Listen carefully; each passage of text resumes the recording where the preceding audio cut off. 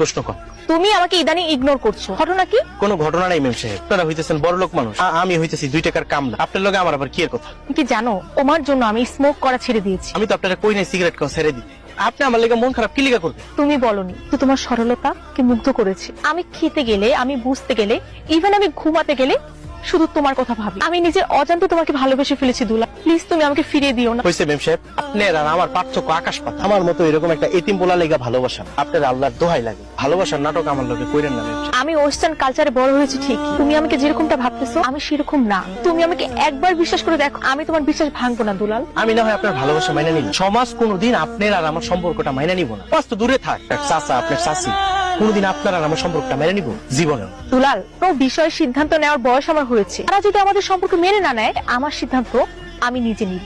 মেম সাহেব, আপনি সত্যি কইতেছেন? এরকম মিথ্যা ভালোবাসার আশ্বাস দেখাইয়া আপনি আবার আমার ছেড়ে দেবেন না তো? জীবন গেলেও